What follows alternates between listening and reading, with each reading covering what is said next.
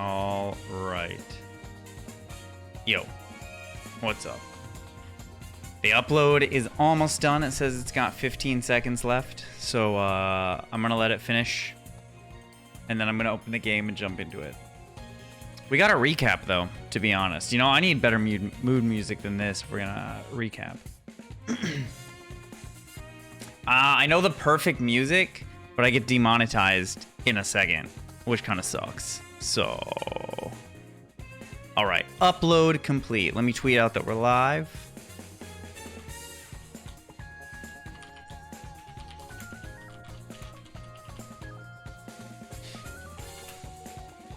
And then we'll get going.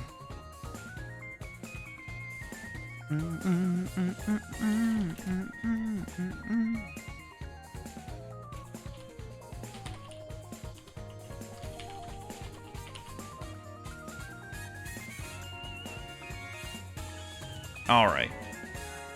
Tweet is out. I'm just gonna pause this. I'm gonna load up the game. The game soundtrack will be good for the recap. But the main thing is we switched POVs because we got to Act 2, right?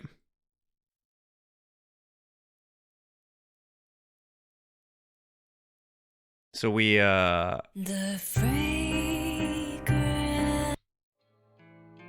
we completely swapped over. I really wish the sound for the game continued when it wasn't front and center.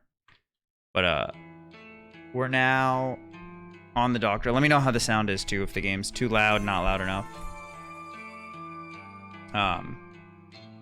We're now following Kojiro. He is our protagonist. Yeah, I'm stoked, comedy. He's going through. He just got the okay to murder Aoi. And that is literally where we left everything, with that cliffhanger. So I'm literally just going to go straight into it.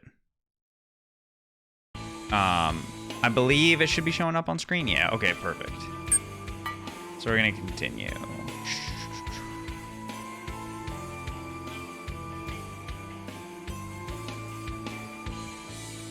Boom. Yeah, exactly. When Noriko and I marry, we'll want friends and family to attend the wedding. Oh, this is right. This is when he's trying to rationalize a way to avoid killing Aoi. I'm aware other people will be present in the cafe. I've no intention of hurting them. Yeah, he went to the anime cafe to confront her. I'll force as many as possible to evacuate, or I'll corner Junpei somewhere private. Okay. Yeah, so he's got to murder Junpei because Junpei works for the other organization that's stealing Corpse Girl's kills. The dog himself arrives as I'm playing through possible scenarios in my head. He waltzes through the front door, completely oblivious to my presence across the street. I'll give him some time. No, we already talked about that we got contracted to murder Aoi. Let him get comfortable. Lower his guard. The weight of the blade inside my pocket is unfamiliar. Not like it's so heavy that it will restrict my movement. Just feels strange. Yo, he's carrying a knife? Figured it was better not to tackle this unarmed. It's an emergency measure.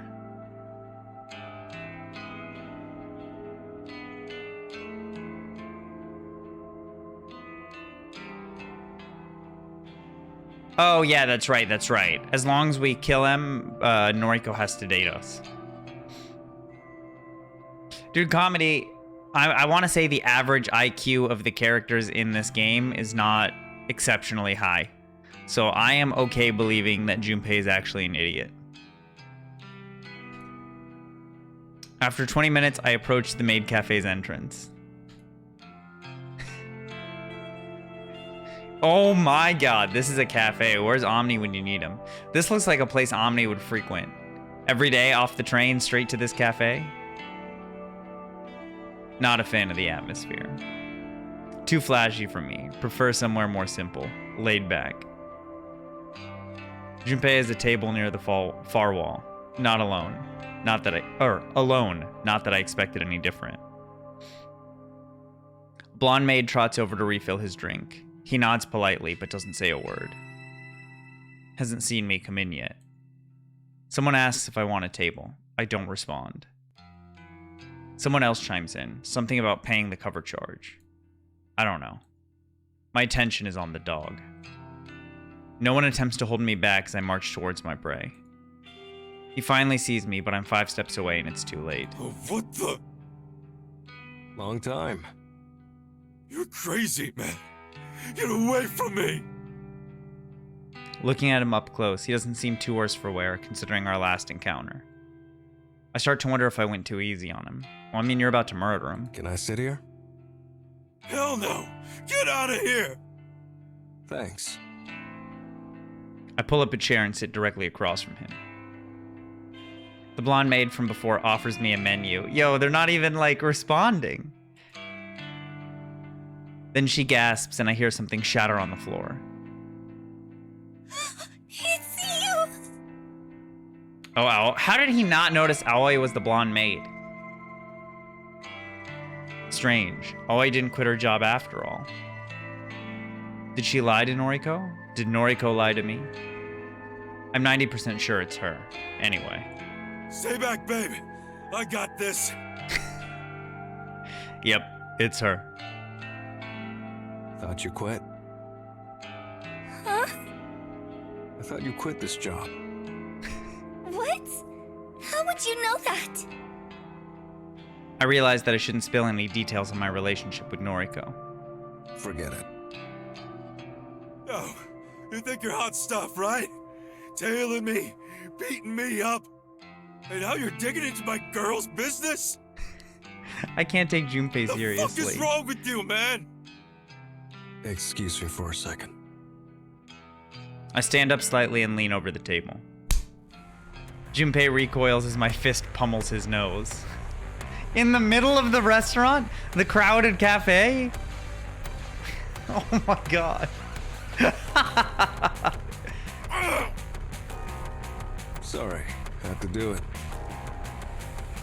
I sit back down and wipe my bloodied knuckles with a napkin.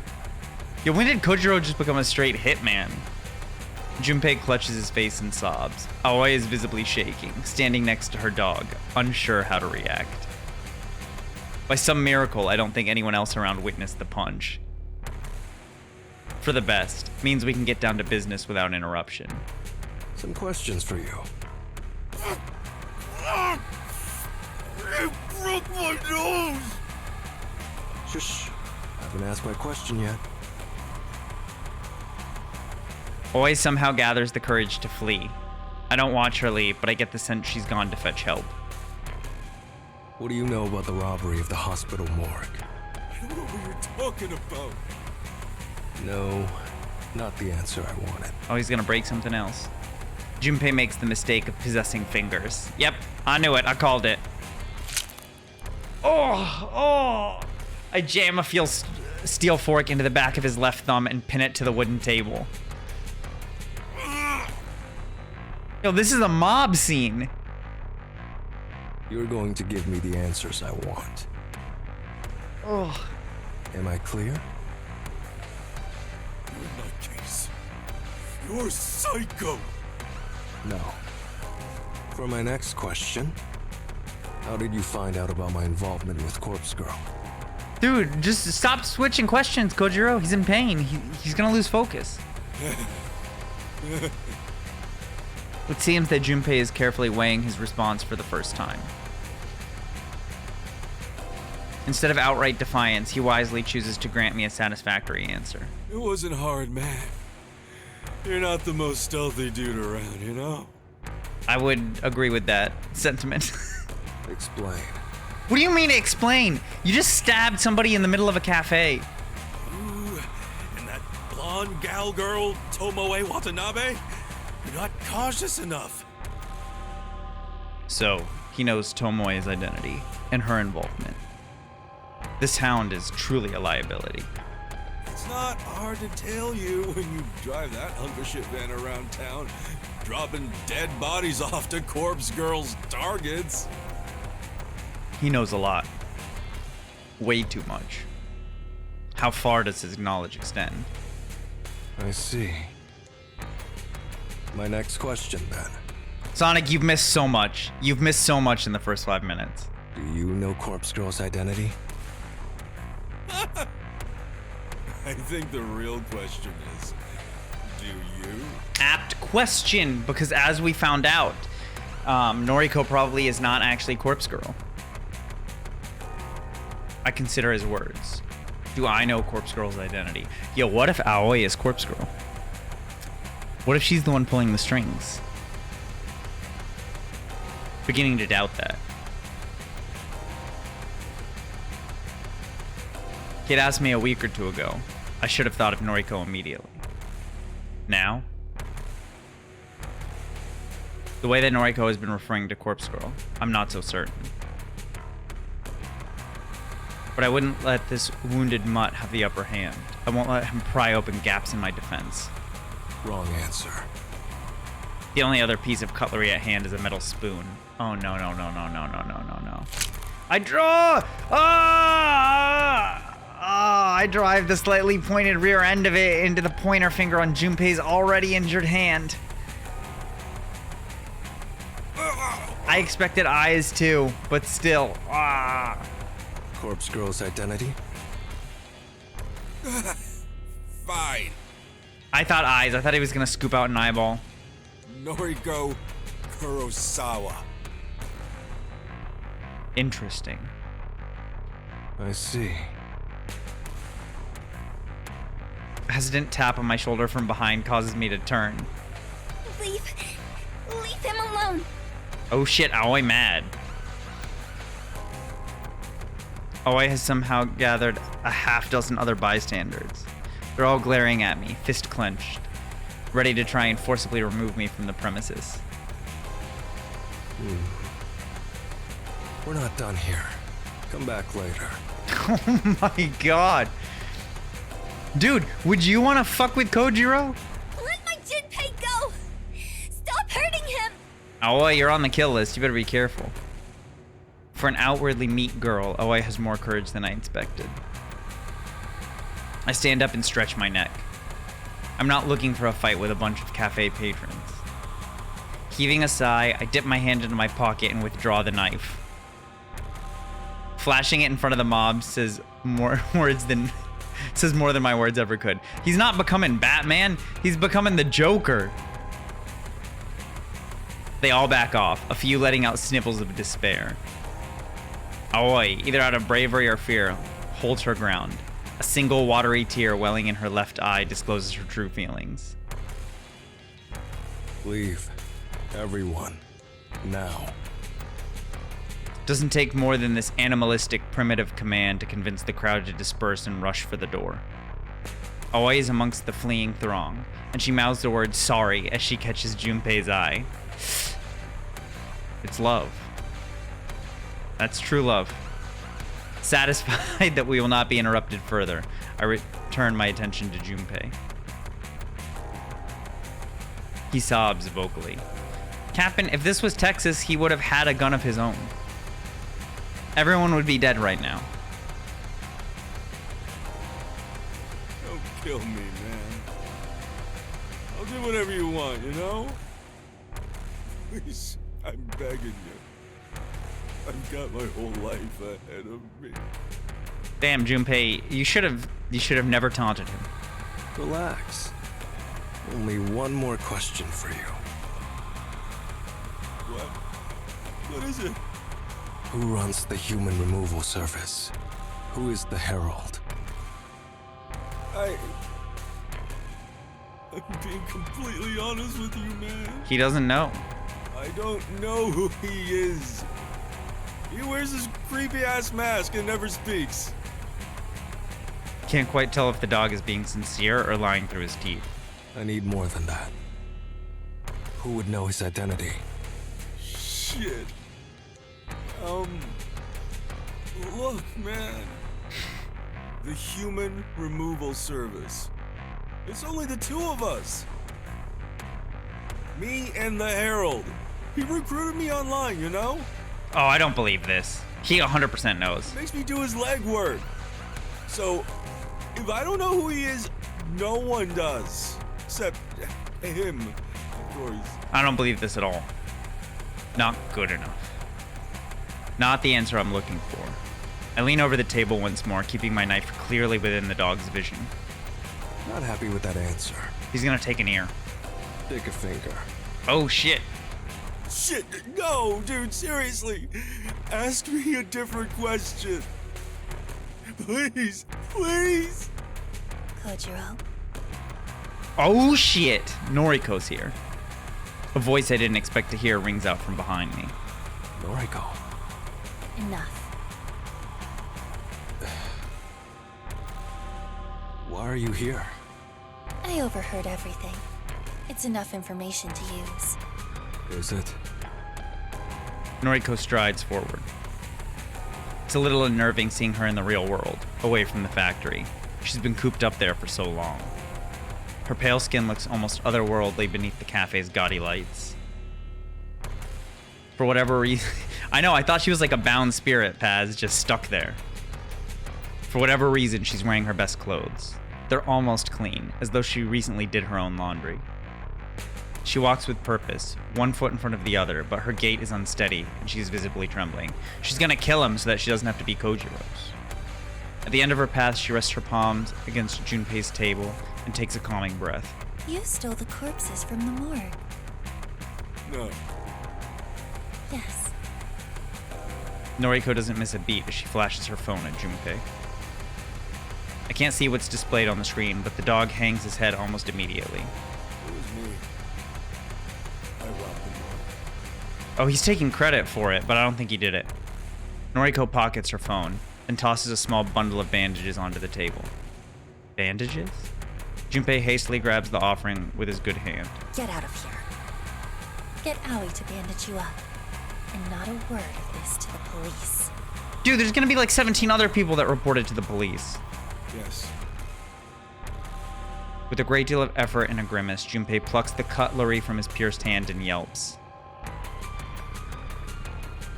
Not daring to remain in my presence any longer, he bolts towards the door. We're just letting him go? Yes. Don't understand. You don't need to. I don't like that. Don't feel comfortable not knowing what's going on. Dude, Kojiro... What did you show him on your phone? Yeah, you gotta take that phone. She's frail. Leave it, Kojiro. Take the phone. Put the knife away. We're leaving. I obey her orders, returning the knife to my pocket. I follow her unsteady lead and we exit the empty maid cafe. Dude, apparently you can just run crime sprees in Japan and no one will stop you. This is like if Gotham City didn't have Batman. Noriko gasps unhealthily as she quickly consumes her weight in water. With a loud swallow, she brings her sleeve up to her lips and wipes her mouth dry. The empty water bottle clatters against the concrete and Noriko's gaze returns to me. That's a bit better. The visit to the maid cafe got the better of her. She spent too much energy intervening in the confrontation. But her motives for doing so remain unclear. Fill me in. There's no need to kill Junpei. Why? He knows everything. Knows me, knows Tomoe. He knows... you. Noriko hesitates, but she doesn't flinch at the revelation. Something tells me she already knew this much. Junpei Matsumoto will be dead by sunrise. Oh, did she show him a picture of his own corpse? I made a request, Kojiro. Oh, she made a request on the other site. A request? The first thought that jumps out to me is that she requested for Corpse Girl to kill Junpei Matsumoto. No, requested the other one. But that's a ridiculous notion, isn't it? I see. I don't think Corpse Girl can take care of him. He knows our whole operation. Noriko's raised eyebrow conveys her confusion. What? No, I didn't make a request through Corpse Girl's website. What would be the point of that? I shrug, because I truly don't know what else she could have meant. I used the other website, the Human Removal Service. I made a request for the death of Junpei Matsumoto. Oh. But, again, what good would that do? Junpei is an accomplice. If his colleague, the venerable, supposedly immortal Herald, receives a request to kill him, it will simply be ignored. Unless... Startling realization dawns on me. Shit, of course. Why didn't I suggest that? A haunting smirk is inscribed across Noriko's features. She knows that I've finally drawn the same conclusion. The Herald is ambitious.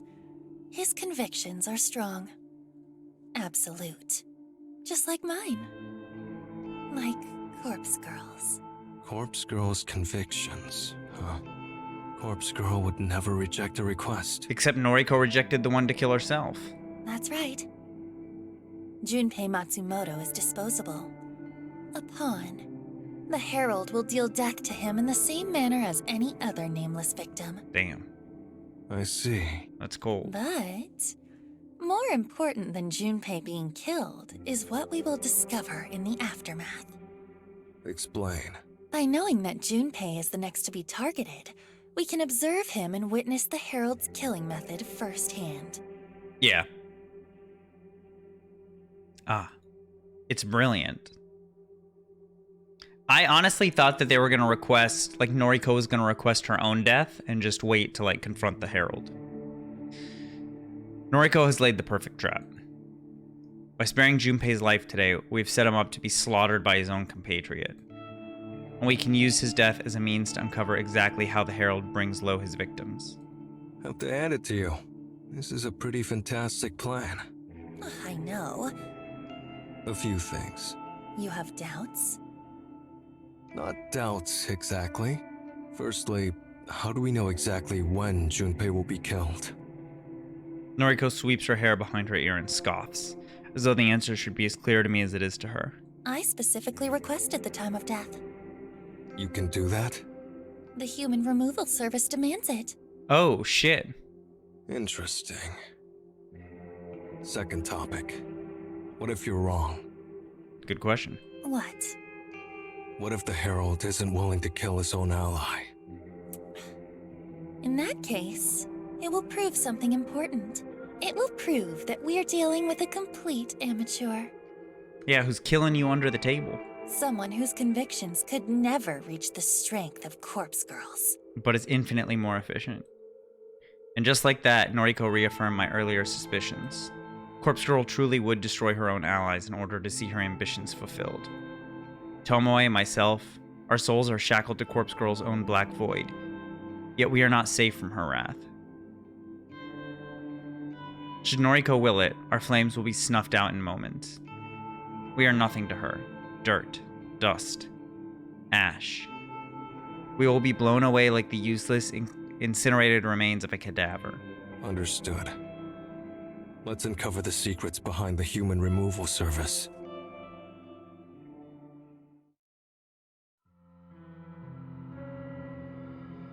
August 7th, Friday morning. Another early morning. If you can call it that. Haven't gone to sleep yet, so it feels like late night. Noriko holds me in a short leash. Thinks she knows it too. Apparently she specified this is the place of Junpei's death. Don't know how she knew of it. This parking complex belongs to Junpei's apartment building. It extends 2 or 3 levels underground.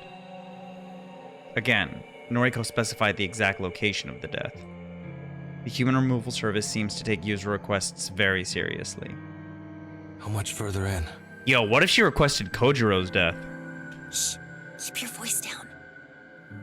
I'm just looking for a good vantage point that we can hide. I don't think so, but her words are severed by a violent gasp. Unable to speak another word, she simply points. My eyes obediently follow the direction of her slender finger. Music change? It's Aoi! It's Aoi! Look at it, she's wearing the skirt and everything. Oh. It's Aoi. Aoi's the competition.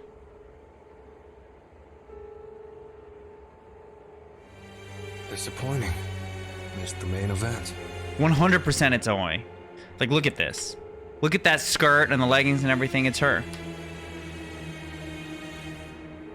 Junpei Matsumoto is already dead.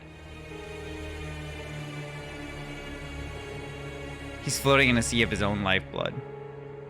Vicious stab wounds practically glow red along his back. After examining his remains, I turn my attention to the less interesting figure standing motionless beside him. You. The masked stranger looks like the villain from a B-rated slasher film. It's obviously a girl. This is obviously a girl. How are they thinking it's a boy? He's covered from head to toe in dark clothing, a zipped up jacket with extra long sleeves, a hood, a skirt. The cut of the figure's clothes combined with his physique gives me the impression that he may in fact be female. Is this the Herald we've been searching for? The bloody corpse at her feet would suggest that is so. That mask. The mask? It's simple, white, probably porcelain. It's reminiscent of something, some fictional character, or maybe some film villain after all. The Herald still hasn't moved. She's as still as a statue, gaze vacant, her eyes impossible to discern behind the mask. Are you the Herald? For the first time, the figure moves. It's a startling, jerky motion, like a mannequin or a puppet being pulled by strings. Her head cocks to the side, she seems to notice our presence for the first time. But an answer to Noriko's question is not forthcoming. I step up to the plate. You really immortal? The Herald doesn't react to my voice, like she reacted to Noriko's. She has returned to a stiff, doll-like state. Pretty easy to prove if someone or something is immortal. And I've always had a curious mind. It's gonna stab her. I draw the knife from my pocket and launch it at the mannequin. The blade embeds itself in the thing's shoulder, and she doesn't so much as flinch as a trickle of blood pools around the shining steel. Yo, Kojiro can throw knives? What the fuck? Oh. Mr. Hart. Kojiro, why did you do that? I shrug and take a step toward the Herald before Noriko tugs my coat and holds me back. She takes my place and puts herself between me and the Herald. Tell us who you are. We deserve to know that much. Something in Noriko's words, the sound of her voice, or the tone of her plea, causes the Herald to move once more in acknowledgement. But the motion this time is quick, fast, calculated. The Herald moves the sleeved hand to withdraw the knife from her shoulder. She allows the blade to drop to the concrete ground with a dull ting. Before the knife hits the ground, the Herald turns her back to us and breaks into a sprint. Shit. Not cut out to chase her. Don't bother. We won't catch up. The Herald disappears into the darkness of the parking lot. We are left standing by the corpse of Junpei Matsumoto. Well, we didn't see the killing, but at least the request was granted. She's right, her gambit paid off. The Herald killed her own ally. She has proven her convictions are strong. I crouch down to examine Junpei's corpse, but it's hard to get a good look in the darkness. Regardless, it's clear that the dog is dead. Should we leave the body? That mask is gonna have significance. Did Corpse Girl have similar stitching on her face? Going to send a text. Huh? Who are you messaging? See if I can pull a few strings. Wouldn't mind if the corpse ended up at my morgue. What are you planning? The complete darkness of a well-lit parking lot. Nothing. Really. Just want to prod and poke a bit. Noriko's subsequent grunt is a clear indication that she doesn't fully believe me. Do what you want. I've gained as much from this as I had hoped. Which is nothing. You've gained nothing. I let her trail off as I turn my attention to my phone. I swipe through my contacts and quickly compose a message to a few people in particular. If all goes well, an investigation team will shortly arrive to examine this scene. I'll be gone by then, but if my contacts do their job correctly, they'll haul Junpei back to the morgue. I pocket my phone and scurry toward the blood-soaked knife I launched at the Herald. It slides back into my pocket, and I signal to Noriko that we should depart. Goodbye, Junpei Matsumoto. She waves half-heartedly at the corpse and lets out a childlike giggle. Yo, I called it that she murders at least 4 people throughout the course of this. A scant few hours sleep didn't offer much in the way of refreshment. I have to be at the morgue again in an hour. Not that there's much to do there since the place was robbed. Perhaps a few more cadavers will have arrived. Perhaps Junpei Matsumoto's corpse will be there. I should take this opportunity to take a breath. Been a while since life slowed down like this. No requests coming through for Corpse Girl. No bodies to haul around town with Tomoe. No cadavers to catalog at the morgue. Life should be good. I'm still alone. And Noriko may decide to discard me at any moment. Why does that make me want her more? Do I want to prove my worth, my value? Prove to her that I'm worth keeping around? Don't know. Doesn't matter in the long run. After brewing myself a cup of coffee using the French press Tomoe gifted me, I take a seat in my chair. Sitting alone in the darkness is somewhat depressing. But it's only temporary. I won't be alone forever. Soon Noriko will sit here with me. We'll be together in the darkness. I'll make her see my worth. I'll make her love me the way that I love her. I'll make her fill the void that Shizuko left in my life. I'll make her treat the gnawing pain in my insides. I'll make her save me from falling into despair, from falling into old habits. Noriko will save me from myself, just like Shizuko once did. I take a sip of my coffee. It's still a little hot and it scalds the gap in my mouth where the tooth once was. It hurts. But I'll be okay. Soon.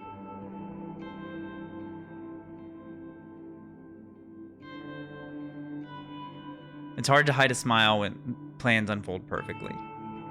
The body was here, waiting for me when I arrived at the morgue. Staring down at the pallid corpse of Junpei Matsumoto fills me with more satisfaction than I thought possible. The dog is dead, and my early morning encounter with his executioner wasn't just some fever dream born from wishful thinking. His body is riddled with stab wounds, deep, clean, piercing cuts. But these injuries were not inflicted by a knife. I'm no forensic pathologist, but isn't that literally your job? The wounds are too thin and too deep. Each intrusion is about the width of a chopstick. Doubt he was killed by chopsticks, though. You can never rule anything out. My gaze pans down his body, looking for anything of interest. The rest of his form looks ordinary. Knitting needles. I'm gonna guess he was stabbed by knitting needles. Nothing of note. I'll zip up the bag for now and return him to his allocated cold chamber. Might take him out once in a while to have a laugh.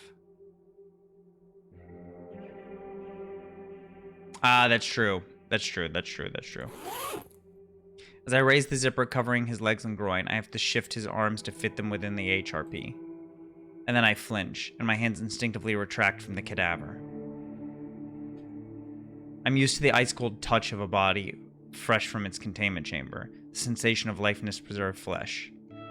Thus, it wasn't the sensation of touch that caused me to startle. It was the sight of something out of the ordinary. Something I'd somehow missed during my initial observation. Wait, does Tomoe have knitting needles? Junpei's fingers. 5 thick, meaty digits on each hand. 10 perfectly intact, dead but otherwise healthy fingers. It was only days ago that I pierced 2 of his fingers, his thumb and his pointer finger using cheap metal cutlery. I can't forget the distinct feeling of plunging those implements through flesh and bone, pinning his fingers to a table. Yeah, she makes fake corpses too. The corpse before me shows no evidence of ever being injured in such a manner. Nobody can heal wounds like that without medical attention. Even then, stitches and scars will remain. But Junpei Matsumoto's digits are 100% intact and puncture-free. Interesting. Come to think of it, didn't I snap another few of his fingers in half the time I confronted him outside his apartment? I'm sure I did. Crushed the bones within my own fist. This corpse's hands don't show signs of that either. Normal to the touch, no visible bruising. On a whim, I pull my phone and open noise. I navigate to Junpei Matsumoto's profile. It's gonna be gone. Load a few profile images, swipe through them one by one. Put my phone right next to Junpei's head, comparing the similarities between Junpei's photos and his dead body. Everything becomes clear immediately. Certain elements of Junpei's features don't match. His nose is broader in photos, his lips are thinner and more taut. The corpse in front of me is not Junpei Matsumoto. It's a copy. A clone. Junpei Matsumoto's death was faked for our entertainment. The body lying on the ground in front of the Herald was planted there before we arrived. Planted to convince us that Junpei had met his maker. The Herald did not kill Junpei. This Herald simply used one of Corpse Girl's tricks and produced a carbon copy body. All in order to fool myself and Noriko. As this revelation settles in my mind, I come to another conclusion. The morgue being robbed was no coincidence. I can almost guarantee that the cadaver used to replicate Junpei's death was stolen from this very place. A weapon of deception, stolen and turned against us. And the morgue was targeted before Noriko even requested Junpei's death. Almost as if the human removal service predicted Noriko's movements in advance.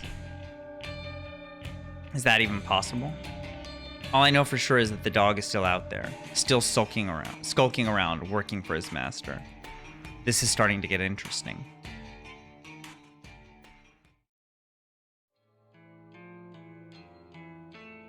August 8th, Saturday afternoon. Okay, I think I'm up to date. I guess it was a good thing you decided to prod and poke Junpei's corpse, as you put it. Guess so. I thought you were just being your usual morbid self, taking corpses for your own use, whatever that may be. Don't know what to tell you. Well, I'm glad you acted. Faking Junpei's death. What's their end goal? What did they really accomplish by pulling such a stunt? Not murdering their comrade. There's a million possible answers to that question. Can't know the real truth. Not yet. Obvious answer would be that they wanted to deceive us. Make us think we have the upper hand. I came to the same conclusion. They think they've fooled us. But we know better. Can we use that to our advantage? Don't know. Sometimes you're helpful, and other times you're just... What? Never mind. Okay. It irritates her when I withhold my thoughts. Sometimes I act like this just to elicit a reaction from her. She's cute when she's pissed off. I don't know what we should do next. We're kind of at a dead end, right? Kind of. Corpse Girl's website has gone silent. No one is requesting deaths anymore. But, if I'm to believe the news, there are still dozens of people being killed all around the city. Damn. Which means... the human removal service is still as active as ever. Don't beat yourself up. Don't have any cadavers at the morgue anyway. Can't exactly fulfill any requests. True. She sighs and rubs her eyes. Despite her tired, exhausted appearance, she's dealing with recent events rather well. For Noriko, at any rate. Can you let me know when the morgue starts filling up again? Sure. Hang on. There is one body there. Fake Junpei. Yeah. Not much use, though, I suppose. No, not really. Keep me updated. Okay. She rubs her eyes again and tries to hold back a yawn. You look wrecked. Sorry. Things are tough right now. You live in a warehouse. It'll get better. You'll cause some deaths soon enough. My words have the strange effect of actually cheering her up slightly. I know we're not exactly the most normal people. You're not even a little bit normal. The things we do, the causes we devote ourselves to, they are wrong. There's no other way to put it. I know this. I trust that Noriko knows this as well. We're morbid, sick, disgusting. Noriko slaughters innocent people in the name of Corpse Girl. Her fabricated idol or alter ego or whatever else she could be. As for me, I've got as much blood on my hands as Noriko does. She likes to believe she's innocent, but the truth is that she's just as guilty as any killer. I don't see myself the same way. I know for a fact the things I've done are enough to put me behind bars for the rest of my life. I don't try and convince myself that I'm something I'm not. I'm a criminal, plain and simple. But Noriko is a kindred spirit. We're connected on some level that I don't expect the average person to understand. We're bonded by the things we've done, the death we've witnessed. Looking at her now, this tired girl worn thin by stress, I can't help but be reminded of Shizuko. I messed up with Shizuko. I didn't take the time we had together seriously. I took it all for granted. I won't make the same mistake with Noriko. I'll make her mine and I'll prove my love to her every day. Perhaps that will convince her not to discard me when I've run out of use. Want something to eat? She glances at me and opens her mouth, but weighs her words before speaking. Thanks, but you know me. I don't eat. I know. Of course I know. I know so much about her. She doesn't eat, not unless she absolutely has to in order to live for another day. Something light? A salad? I want to share a meal with you. Dude, Kojiro, just stop. I can't. Okay, I understand. I do. I get it. It's Noriko. Her convictions are what I admire most about her. What would it say of her character if I could break her convictions with a simple invitation? We should get married. Huh? The fuck? A few days ago, you said you'd be mine. Yeah, if you were the one to kill Junpei, but he's still alive. I told you something like that, yeah. But that had a condition. You had to kill Junpei. You stopped him. She's right. I didn't manage to kill him. Does that mean I don't deserve her? Maybe there's something else I could do? Let me prove that I'm a man you can love. I'll think about it. Okay. I'll take that. Oh, jeez, fuck. Who hurt you, Kojiro? It's better than an outright no. Maybe you should get going for now. I need to sleep. Okay. I'll leave her be. Should get some sleep myself. Later. Bye, Kojiro. Something about the way she says my name sends a chill down my spine. It's not a pleasant sensation. It's not a feeling of elation or excitement. It's uncomfortable, disconcerting. I shrug it off and leave the factory.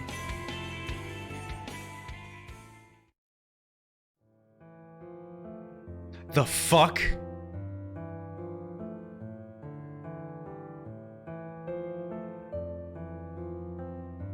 I have an uncannily vivid recollection of dragging Shizuko's corpse through the streets on the night she was killed. I had witnessed the collision. I watched speechless as the asshole who ran her down drove away like a coward. It took me a while to gather the strength to collect her crumpled body from the asphalt. By then it was around 7 o'clock. The sun had set, but a sliver of light still peeked over the horizon, tinting the sky with an orange hue. People kept screaming at me. Wasn't doing anything wrong. Wasn't trying to smear Shizuko's blood on the sidewalk. Just wanted to take her home. She was hurt or dead. No point in leaving her in the middle of the road. She didn't comment on my suit. Got all dressed up just for her. Didn't comment on the ring. Even as I slipped it on her stiff finger, she didn't say a word about the size of the diamond.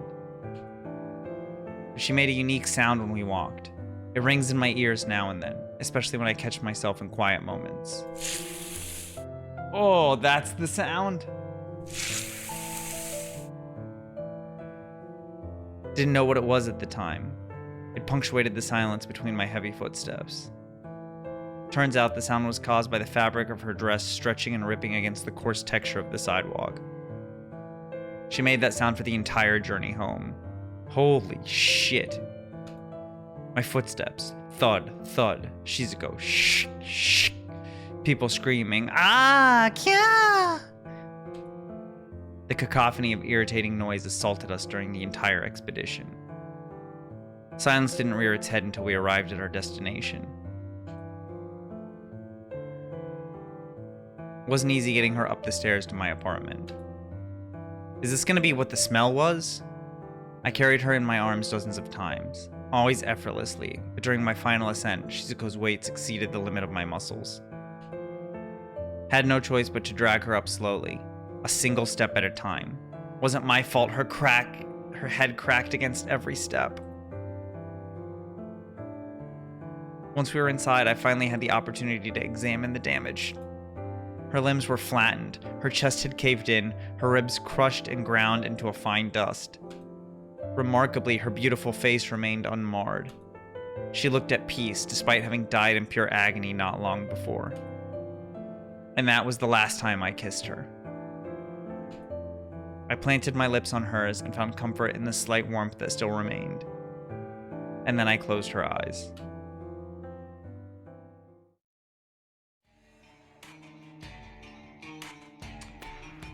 Oh, fuck. Dude, how's Kojiro more fucked up than Noriko? My memory of that event is so clear that thinking about it feels like I'm reliving it again for the first time. The pain hasn't dulled, but I'm glad I don't live in that apartment anymore. Climbing those steps every day would only serve to remind me of dragging Shizuko behind me. I cut myself free from the chains that shackled me to her, but I can never destroy the memories. That he puts her head on other corpses that he steals from the morgue? I think they'll haunt me to the end of my days. Perhaps that's why I'm so desperate to fill the void she left in my life. I'm desperate to distract myself with the love from another.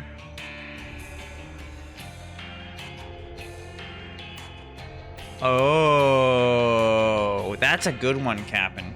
That he was just stalking her.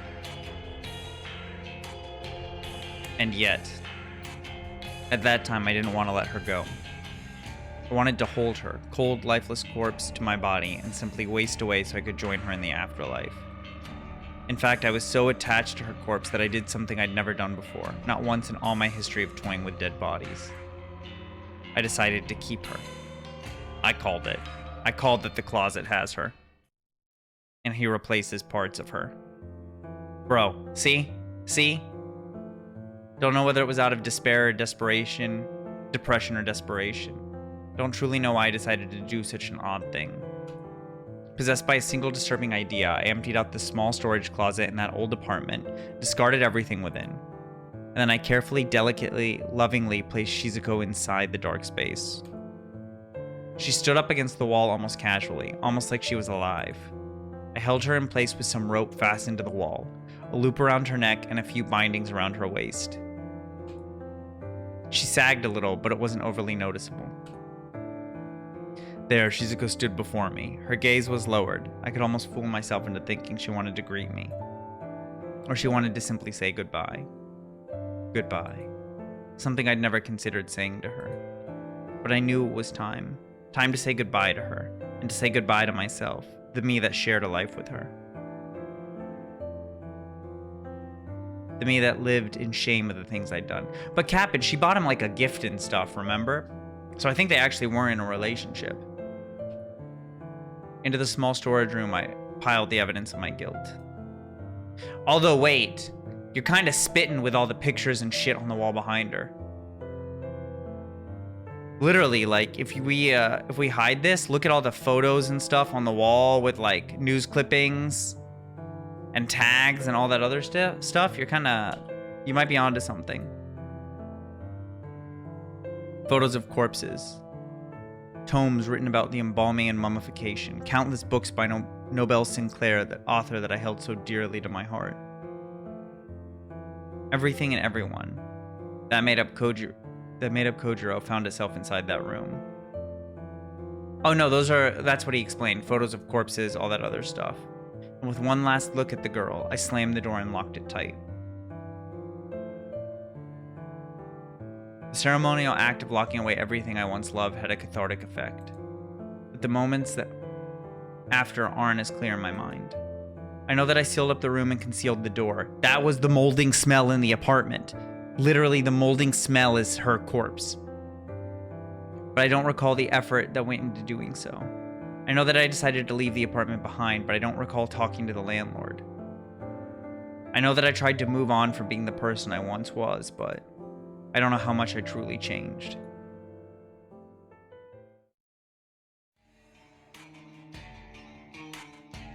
Because just over a year later, I'm still in this world, taking part in truly disturbing acts.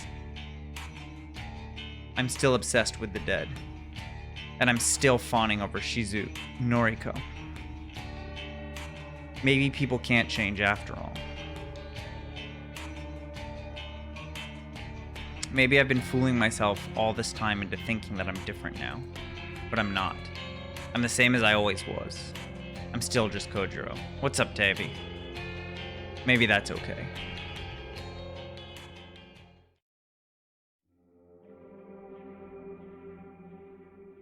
August 9th, Sunday night. Some good news for you. Really? What is it? A few new cadavers were in the morgue when I arrived tonight.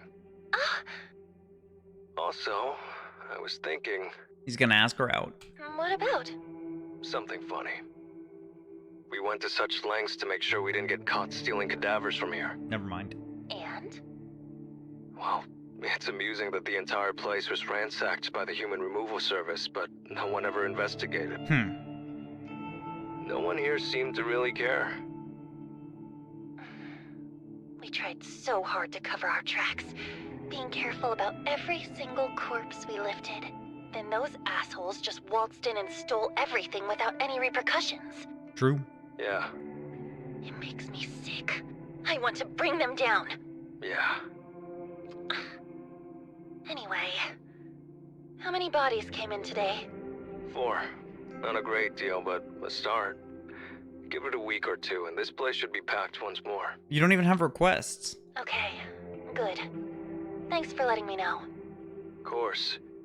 See you. Later. Since I've already cataloged the new arrivals, I figure I can relax for the rest of my shift.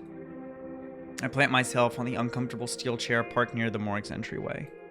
A few moments later, I'm lost within the flashing lights from my phone screen. Don't know how long I zoned out for, but when I come to, Noriko's name is emblazoned across my screen. Strange for her to call me now, since we spoke just before. Yo, You're not going to believe this. try me. Somebody requested a death! Ah, that explains the excitement in her voice. Congrats. It's been a while. It's been far too long. I thought we were done for.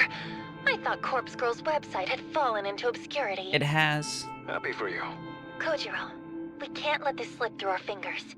We need a victory here. This new request has to be fulfilled immediately.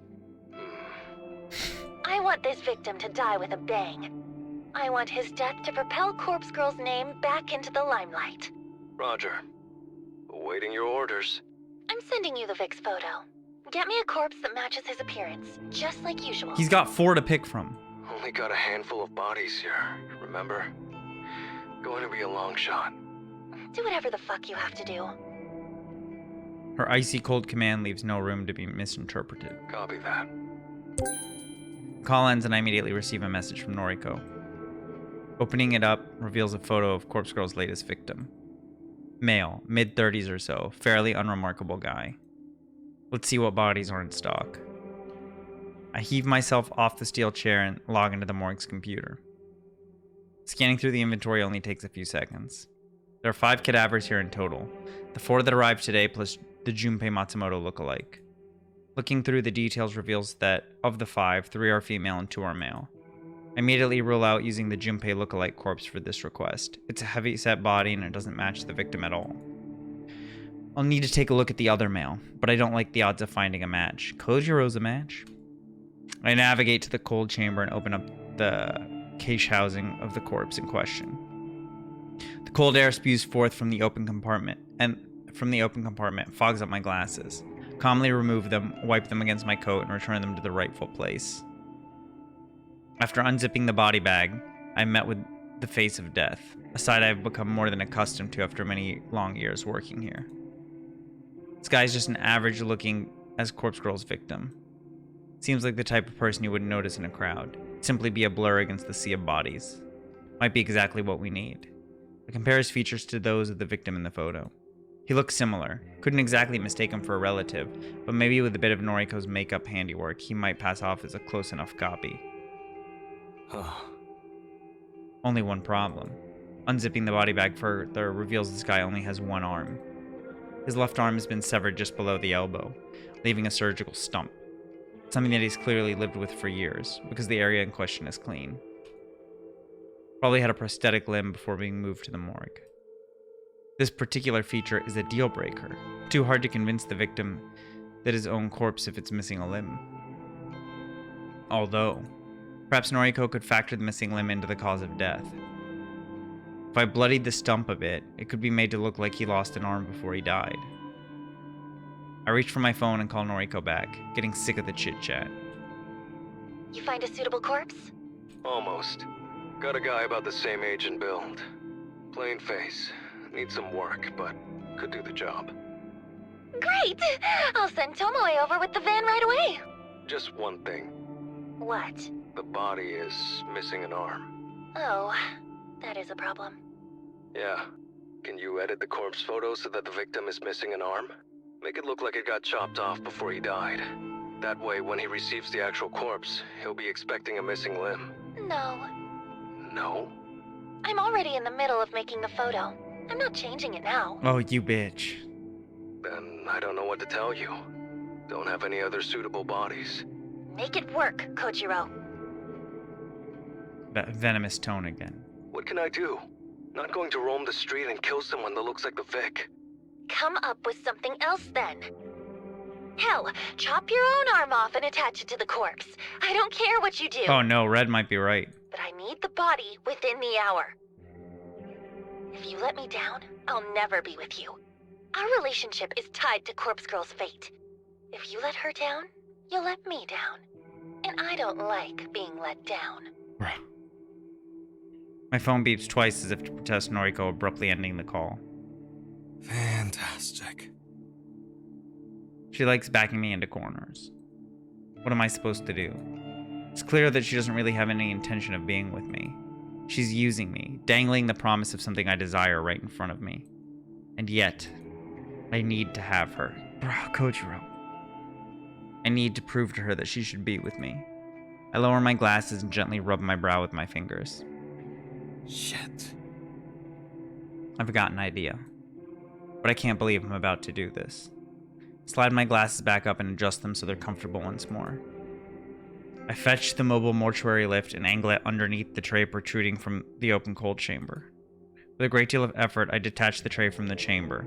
It rests upon the top of the mortuary lift, allowing me to wheel the corpse across the morgue. After pushing it halfway across the open room, I let the wheels come to a stop directly underneath one of the ceiling's glaring fluorescent lights. With that done, I turn and rummage around in a cabinet. I sort through a number of tools until I find what I'm looking for. Clutching the sterile implement in a shaking hand, I return to the corpse lying atop the steel tray. I roll up the sleeves of my coat. Dude, he's gonna cut his arm off. For Noriko. He's gonna cut his arm off. I cannot fucking believe this. Here goes.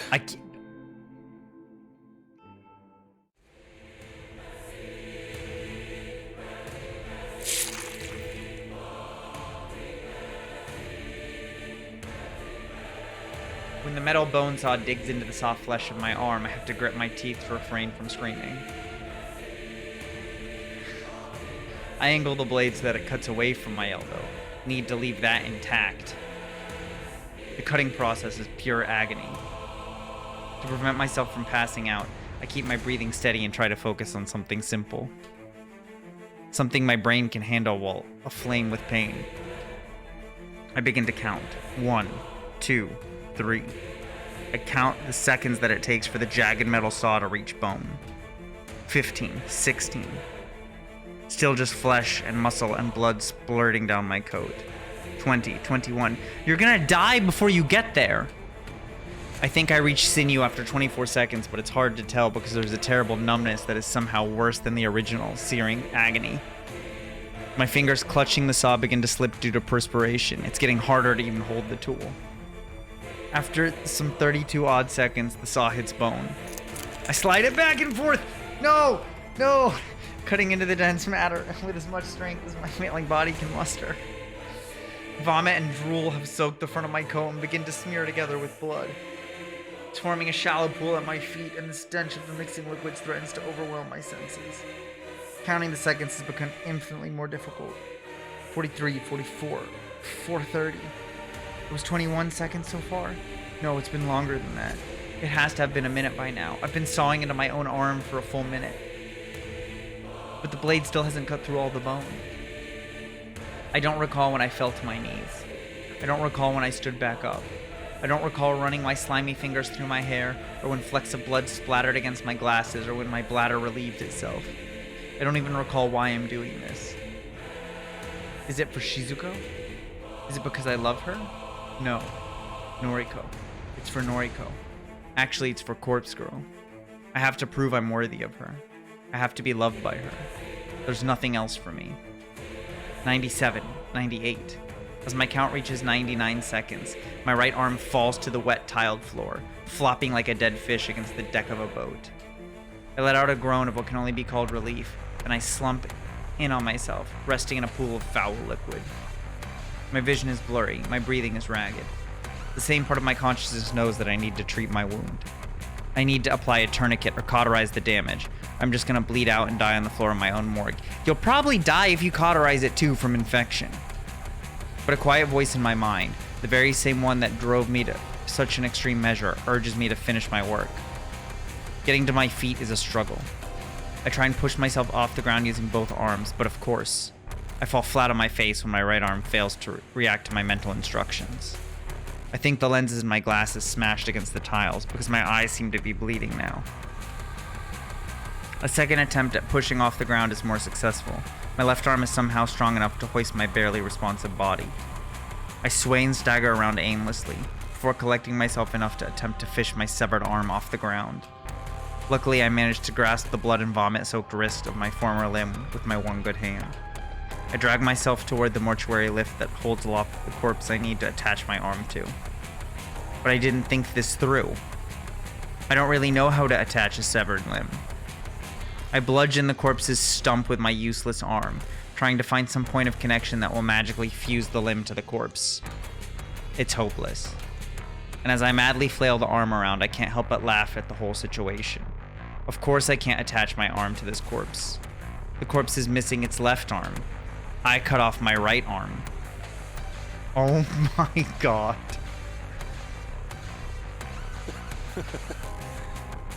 Good one. I throw my useless detached arm behind me and rest my weary body against the mortuary lift. Accompanying my laughter is the laughter of somebody else nearby. I have to listen really intently to confirm I'm not just hallucinating. But I'm certain that somebody just walked into my line of vision, even if they are nothing more than a dark blurred silhouette. Yo, bro. You don't look so hot. Oh, it's what's his name? What'd you do? Cut off your own arm? I know the voice, but I can't place it right now. It's not my voice, and it's not Noriko's voice. Want me to take the pain away? Yes, please. I'd give anything to remove the pain. I can't voice my consent. My mouth is dry. My jaw locked in place. Here. Nothing a little fire can't fix. Oh, he's gonna cauterize it. Figure comes closer. He smells foul, like a dog that is bathed in gasoline. A dog. The heavyset figure that I now assume is Junpei Matsumoto is crouched over me. The smell of gasoline intensifies as he pours some sort of cold liquid all over my clothes. Oh, he's gonna burn him to death. Pity I gotta light this place up. But you guys didn't get the hint when we stole all of your corpses. We got the hell ending, fellas. Well, There's you no ain't way gonna we be didn't. Nothing without your precious Mori.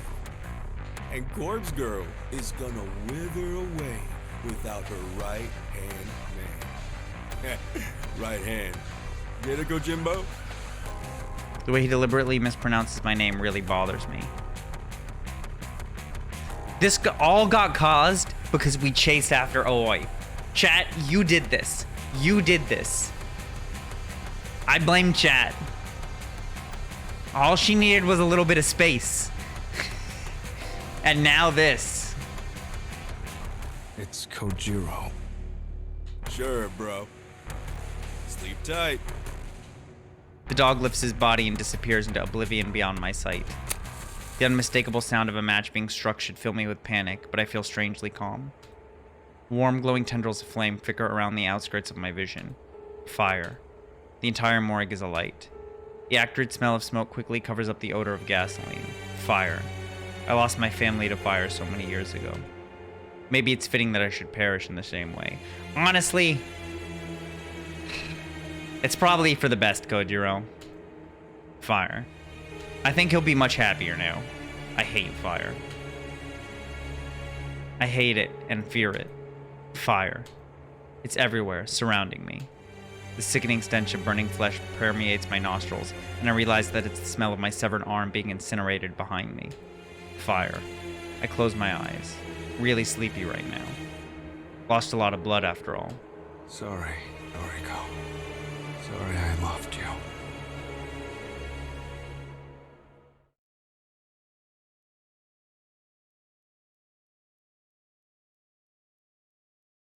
Okay, well that was Act 2.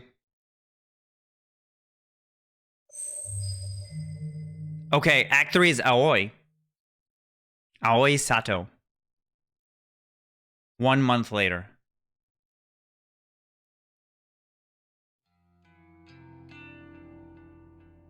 September 20th, Sunday evening.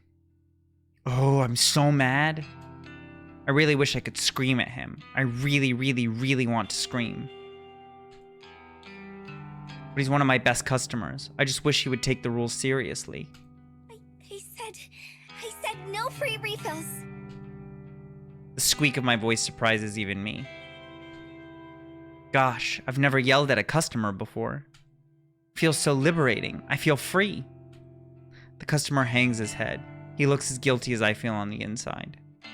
Oh gosh, I shouldn't have raised my voice at him. Stupid, stupid, stupid. I'm gonna get fired for this, I just know it. Sorry, Miss Aoi. I'll never ask again, I promise. Make sure you don't. That's it. Don't let him see you back down. Be firm, girl. Stand up for yourself. Customer scurries away and I nearly faint from the adrenaline pounding through me. What a rush. I can't believe I didn't back down. Deep breaths. Deep breaths. When I feel like I've calmed down, I fetch a cloth and begin to wipe down some tables. This place hasn't been too busy lately. I still shake when I think about the incident last month that drove away a lot of our customers. That man, that tall, scary man with glasses and an evil face. He hurt my sweet little Junpei. He cornered him in this very cafe and stabbed his fingers with cutlery. What kind of sick freak does such a thing? I know there's something between those two. I can't ever forget that time that man left Junpei all bruised and broken on the ground outside his apartment. Grr. I hate that man. Who does he think he is, bullying my sweetheart? A pleasant little chime rings out from my pocket, and I recognize it as the notification I set to let me know when the cafe is closing. Phew. Guess I better get going. Luckily for me, I'm not on closing duty tonight. My coworkers will take care of all of that. All I need to do is sign out of the employee app on my phone, and my full shift will be automatically recorded. Then I'll get paid on time, just like usual. Bye, everyone. I wave farewell to the other girls and duck out the front door.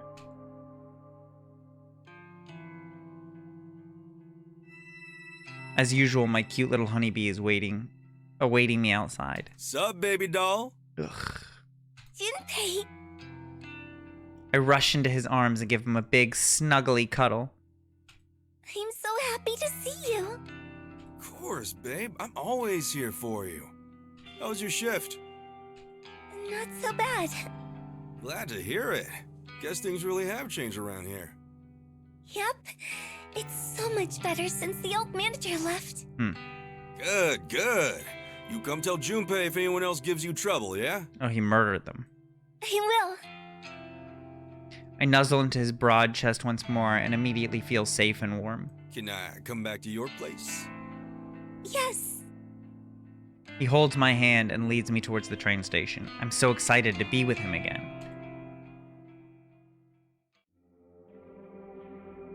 Would you like tea, my dear? Whoa now, Sugar Plum. You've been serving drinks to people all day. You go kick your feet up and I'll do the brewing. Junpei is so thoughtful. Every word he says makes it clear how much he cares for me. Thank you. I heed his instruction and nestle myself comfortably into the sofa. As I wait for him to finish up in the kitchen, I scroll through my noise feed. I don't have that many friends on here, mainly just family members, but I still like to see what everyone is up to lately. Plus, Junpei always shares funny memes and pics on his profile, so I love seeing those. After scrolling for a minute, I come across a status update from a friend I haven't heard from in a while. Noriko Kurosawa.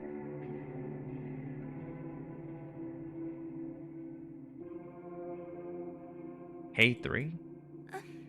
What does that mean? Her entire post is short and meaningless. It just says, Hey 3. What on earth could she mean by that? When was the last time I talked to Noriko anyway?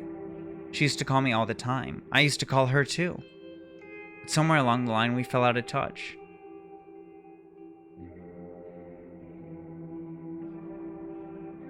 After I introduced her to Junpei, I kinda got the feeling she was jealous. Jealous.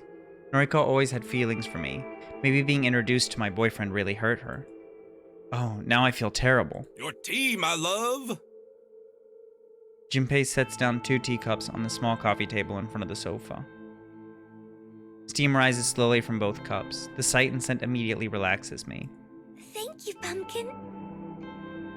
Junpei scoots onto the sofa right next to me and he leans his head on my shoulder. I raise a hand and run it through his hair as I continue scrolling through noise with my other hand. Post from a guy I went to school with, Shinya Fujikawa, grabs my attention. Shinya Fujikawa with a capital S, Fujikawa. 5 hours ago. One step closer to solving the mystery of the deaths around Tokyo. Helping my father, Senior Detective Fujikawa, collect evidence from the crime scenes. It's like a dream come true. Thank you, Father! Interesting. I think Shinya always wanted to be a detective. Come to think of it, we were supposed to work together at Temujin. Shinya lined up that job for me and I... Who's this dude? Junpei's gaze is fixated on Shinya's profile picture. Oh, Shinya? I tap on his pic and load his full profile. We went to school together. I scan through his profile and read some more of his recent posts. My father, Senior Detective Fujikawa, has enlisted me to help with his top-secret investigation. Shinya's an idiot. Can't divulge any further information. My lips are sealed. Top secret! It's like a Trump tweet.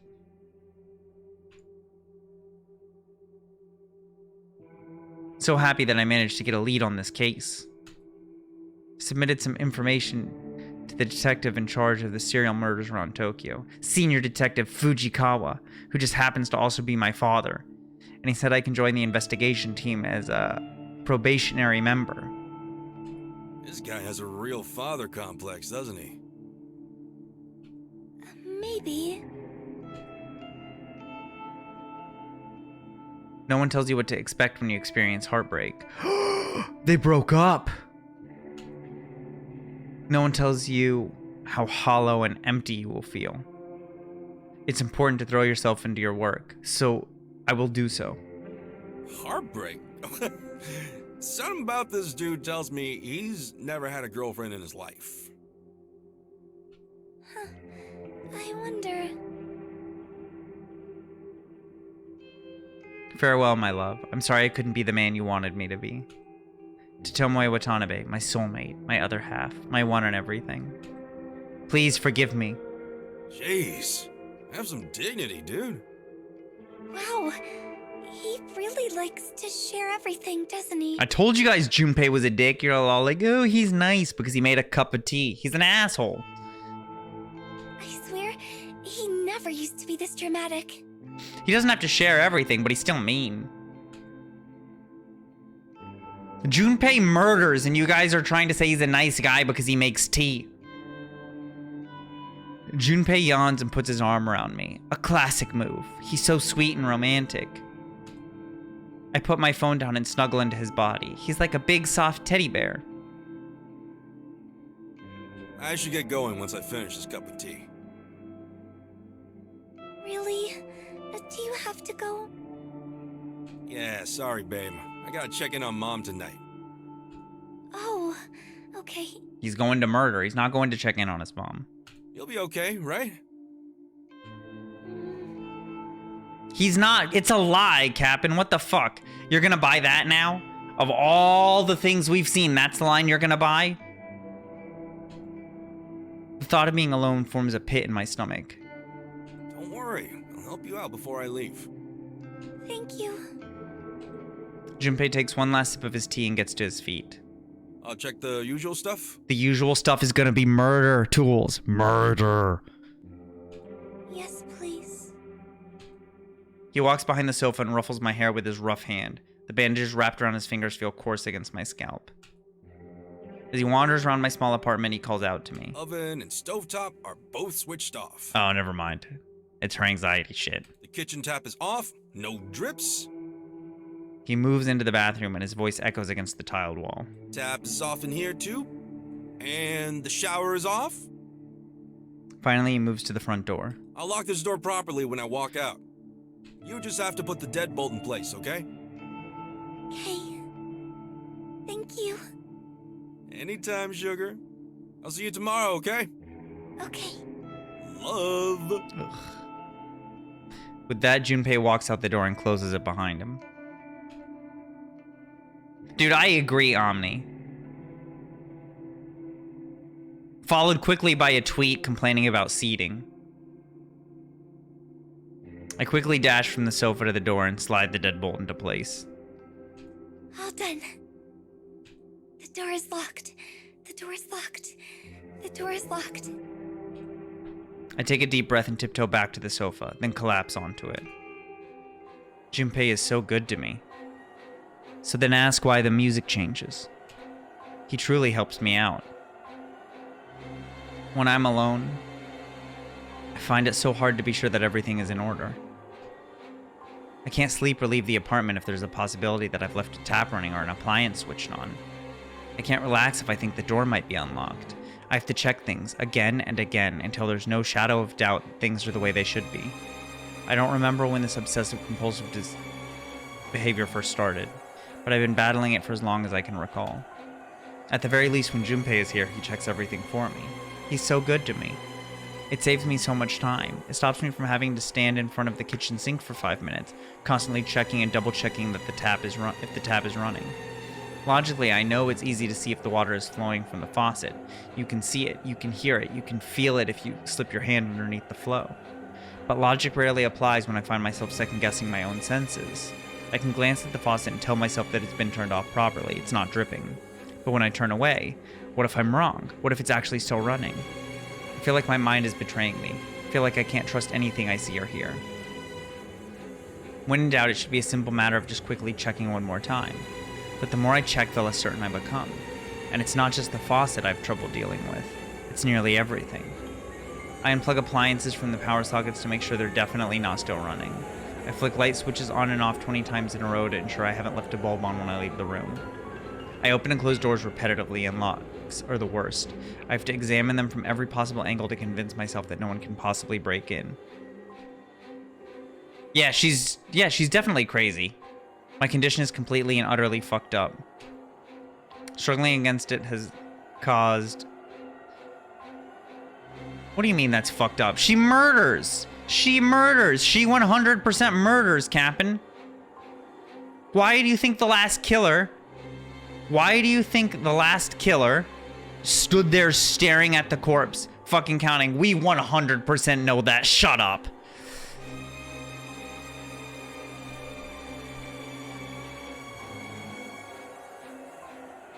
I just feel like I can't do anything with the shadow of my compulsive behaviors looming over me and controlling me.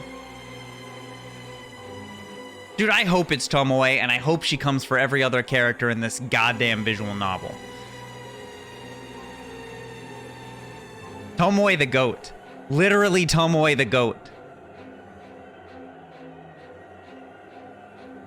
Bro, everybody else is just, like, so dumb. I guess Tomoe's dumb, too. She screams about Corpse Girl in the office.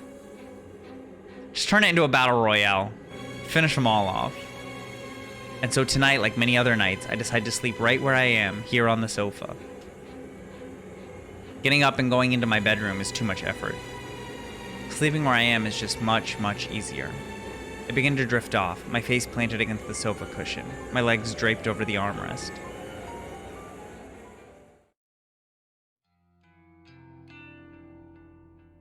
September 21st, Monday morning.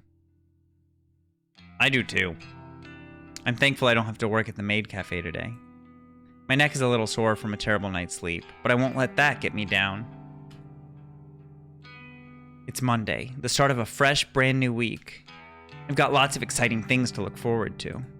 For starters, I'm expecting a delivery of some items I ordered online over the weekend. It's mostly snack food, but still, I can't wait. Secondly, I'll get to see my Junpei again this afternoon. I'm gonna go meet him when he finishes work. Third, my favorite anime airs on Monday nights. There's a new episode every week. Well, except for when they run repeats after a season is just finished. Junpei loves anime as much as I do. Granted, he's not into my favorite series. He says it's a little too girly, but he likes a lot of other shows. We have so much fun discussing characters and stories we like, even if the shows he watches scare me a little bit. Yes, it's going to be a good day. It's going to be a good week. My upbeat mood instantly shattered when Noriko Kurosawa's name lights up on my phone screen. She's calling me? We haven't spoken in so long. Why? What does she want from me? Noriko. She's such a chore. She whines and complains so much about her life, but she doesn't know how good she has it. So what if she's scared of leaving her apartment? Agoraphobia isn't that bad. I'm scared of everything. Everything. She's so selfish, thinking she's the only one who has it rough.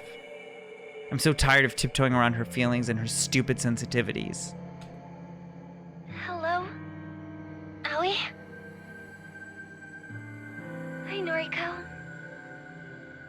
Hey, listen. I know it's been a while, but can I stay at your place for a few days? Oh shit. I got booted out of my apartment for not paying the rent, and, well, I was living in this abandoned factory, but I can't do it anymore. I hate being there alone. The guy I was spending time with just disappeared, and now... Aoi? Are you there? Is this crazy bitch for real? Okay, she's kind of spitting right now. She hasn't spoken to me for weeks, months. Now she wants to live in my apartment? Aoi? Sorry, Noriko. Say no. You can't stay here. Let's fucking go. Well, fuck you too. My phone beeps twice and the call abruptly ends. What the hell is her problem? Before I can even blink, she calls me again. Oh, I've been in a relationship like this. Where they say shitty things to you, get mad, hang up, call back. I didn't mean it. I'm hesitant to answer this time. Don't do it, Aoi. Just turn your phone off. It's the only way to deal with this. Trust me, turn your phone off. But, no, there's no but. Turn your phone off. Noriko? Sorry, I overreacted. I think I'm in trouble. I think Corpse Girl is trying to kill me, and I need somewhere safe to stay. She's a sociopath. Corpse Girl's trying to kill her?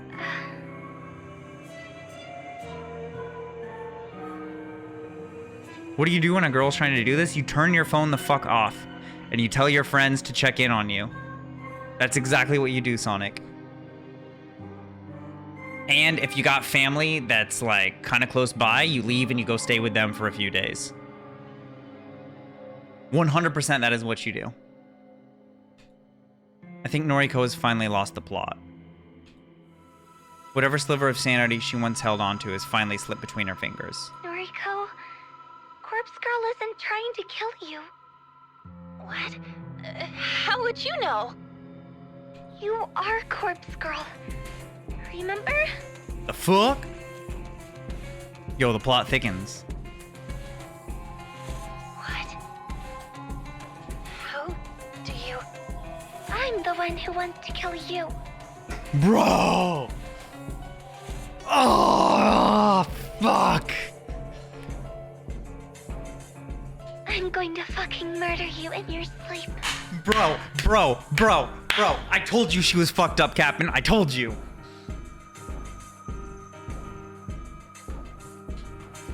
Noriko's silence convinces me that her memory is returning. Perhaps she called me in some delirious state or because of some fever dream. Shit. The call disconnects as she curses. That stupid bitch. Did she seriously forget who she was talking to? I've had it up to here with her. As soon as Junpei works out the location of her factory, I'm going to go there myself and slit her throat open with my fingernails. Yeah, completely normal. Completely normal, Red. I'll let her bleed out all over me and tell her that she never meant a thing to me. I don't care how much she loves me. I'll end her life quickly, before she has a chance to confess her feelings with one last gasping, dying breath. Once Noriko is dead, the human removal service will no longer have any competition. I fucking told you, Captain. We are sure she murders. And I'll finally be able to take her place as Corpse Girl.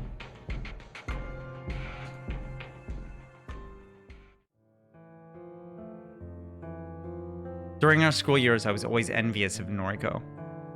She was so beautiful, so slim and graceful. She had a wonderful family, parents that loved her more than anything else. I never had any of that. I wanted so badly to be her. I struggled with my weight back then, but that wasn't the worst of it. I had an abusive mother and a father that essentially ignored my existence. Well, until he killed me by splitting my neck open. The fuck? I would have given anything to trade places with Noriko and feel alive again. It didn't matter to me that Noriko complained about every aspect of her life. She moaned about how much she despised her delinquent sister. She griped about how her father walked out on her, but still sent her a birthday card every year.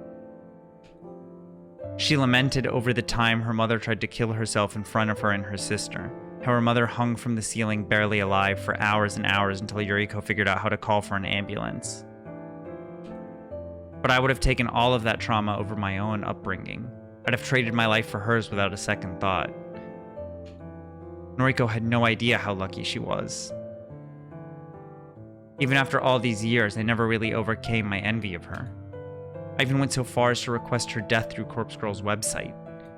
Of course she didn't die. How could she have? Junpei figured it out before I did.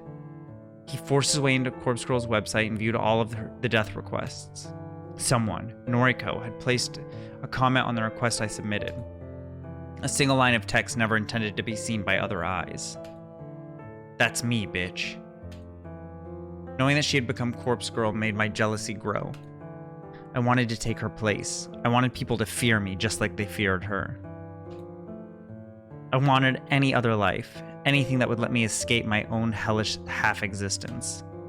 Thanks to trawling through her website, Junpei soon figured out the whole thing was essentially a hoax. Corpse Girl had no ability to cause death. Noriko was simply trying to con people into ending their own lives. It was pathetic. It made me laugh. I decided I would play along with Noriko's delusions in order to ensure her downfall.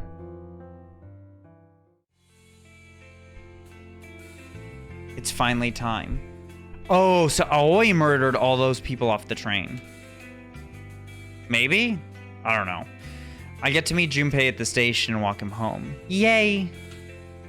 The Noise Corporation office is within walking distance from Shinjuku train station. Getting there is a breeze. Junpei works at Noise?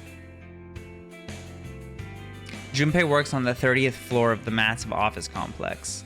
He's one of the top dogs. He's worked really hard to get where he is. I'm so proud of him. It's kind of funny to think that I almost got a job near here. The Temujin building is so close to Junpei's office. Noriko and Shinya hooked me up, but I completely bailed on them. Oh well, at that time I had no idea the love of my life worked nearby. I think I'm right on time, so Junpei should be here any second. As I wait patiently, a familiar-looking girl climbs the stairs and wanders past me. Tomoe. Her outfit is kind of unprofessional. I wonder if she's an office employee. She looks a bit like a troublemaker. Where have I seen her before? She got me staring at her. Oh no, she's walking toward me. Hey, don't I know you from somewhere?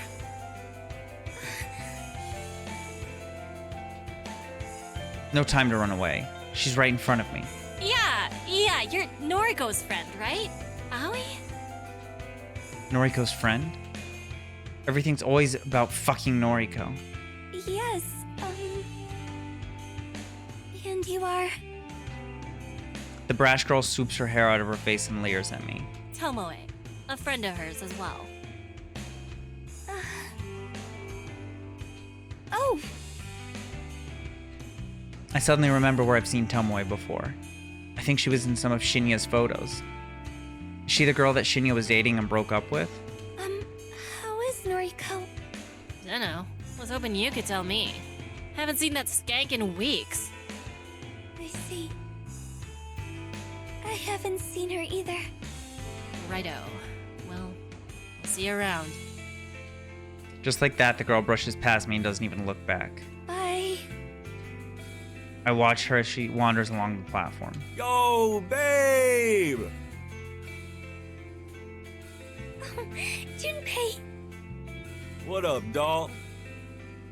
Hey, that chick you were just talking to? She works at Temuchin. I see her walking around here all the time. She's the one I told you about. Wait, that's her? Yup. She used to help that Kochiro asshole deliver putties for Corpse Girl.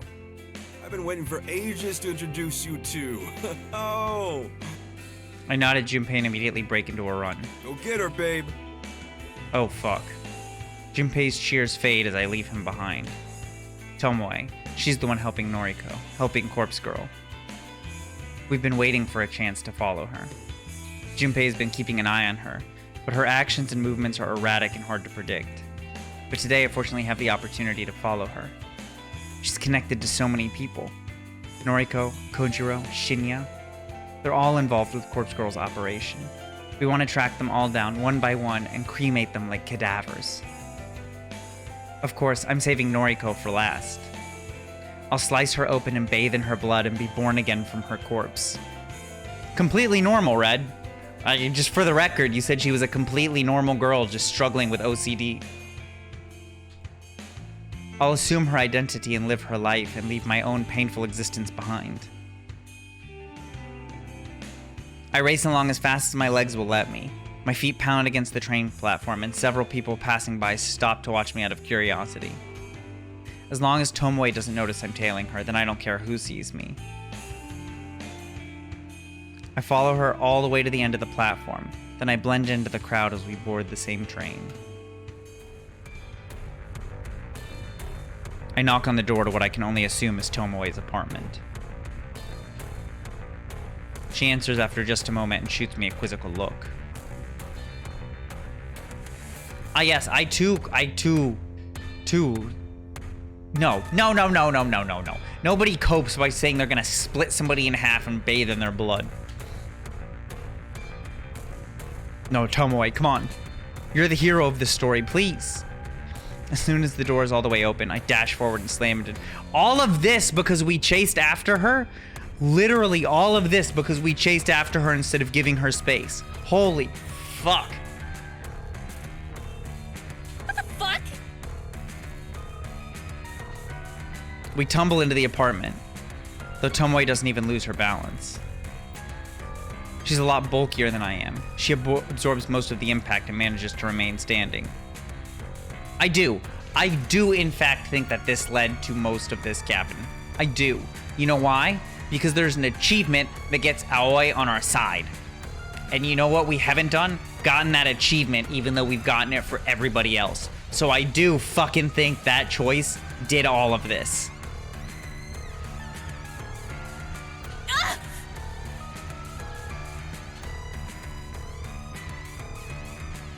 She grits her teeth and plants her hands on my shoulders, only to push me back with a mighty shove. What the fuck are you playing at? He just tackled me. I think the good ending is they murdered together. I swing a fist at her face. How is this spoilers? You guys know everything I know. I've announced every single achievement we've gotten.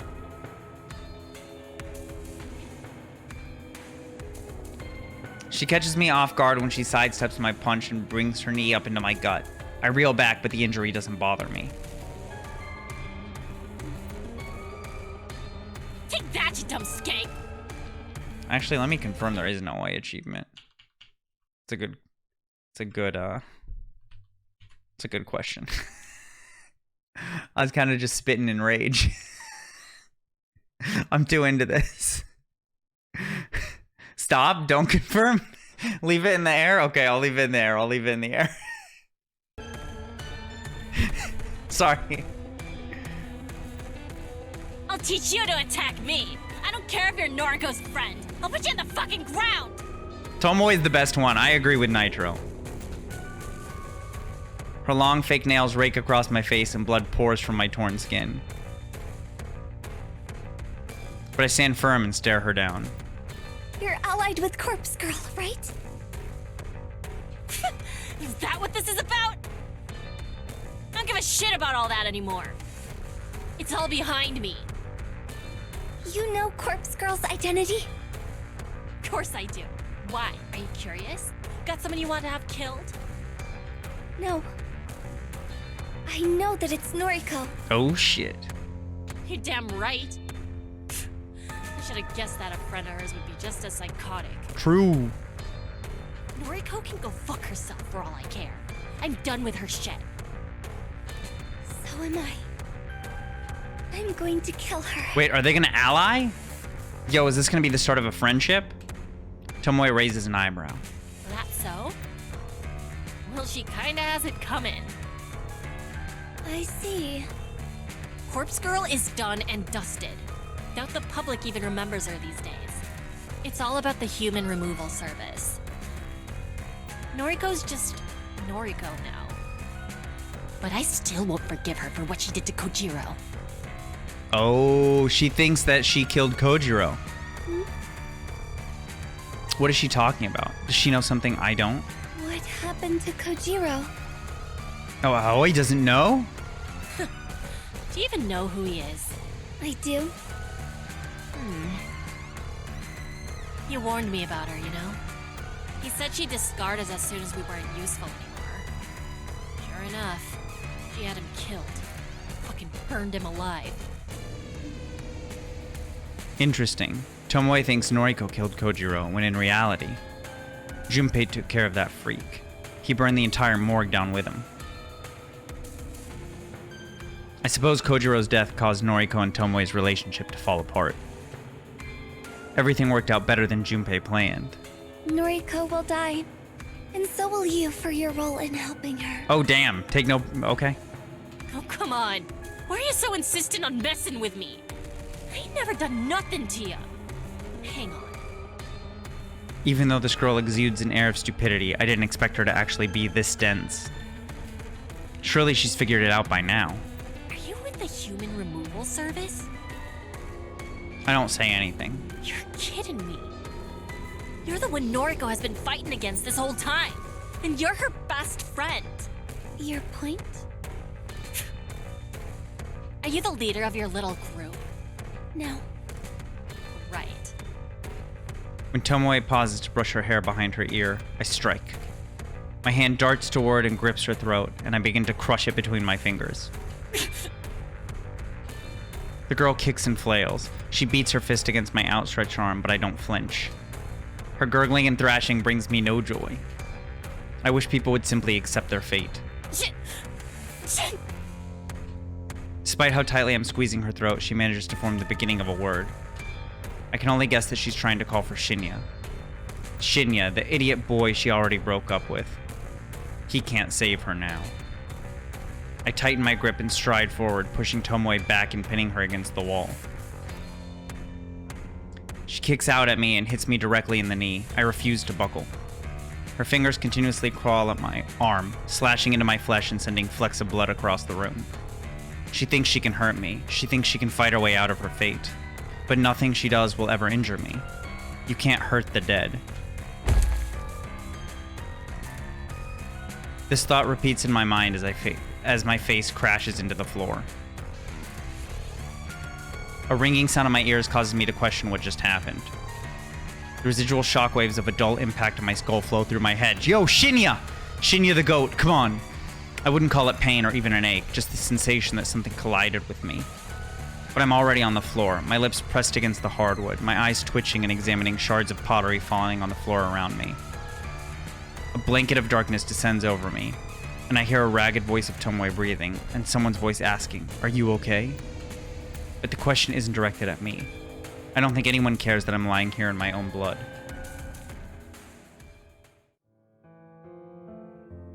Bro. I can't count how many movies I've seen where the characters claim they've had an out-of-body experience. I've heard the stories in real life too.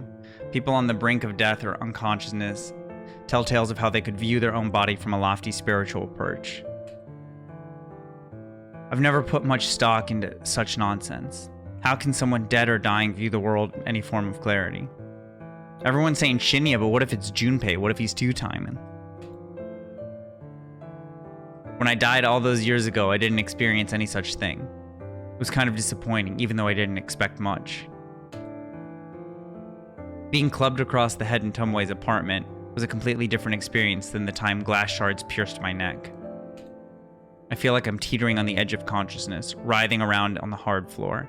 I can see some light, some blurred shapes, and I can see my body down below. My body delicate and frail and slowly decaying. I don't get it. Why would I have an out-of-body experience now of all times? I sure as hell didn't experience anything of the sort when my father slit my neck. So why now?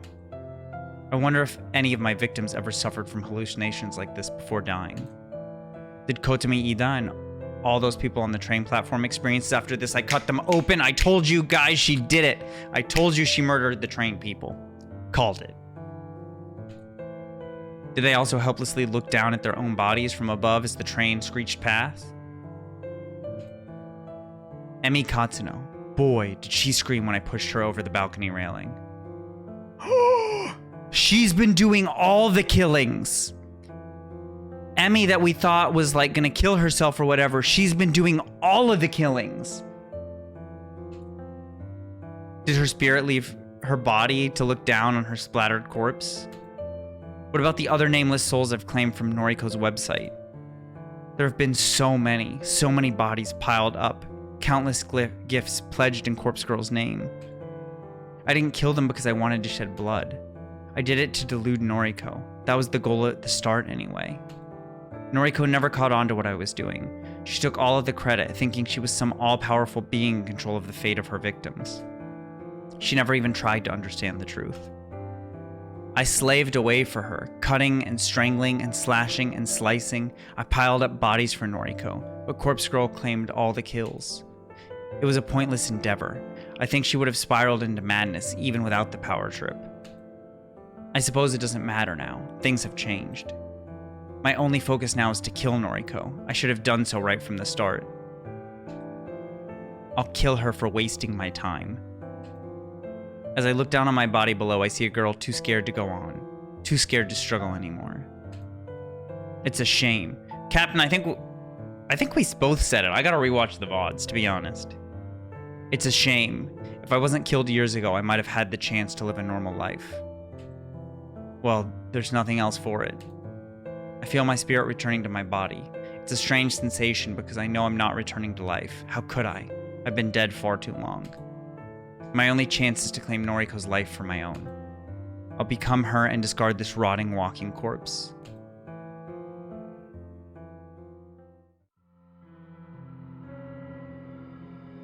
September 22nd, Tuesday morning. I can hardly see without my glasses.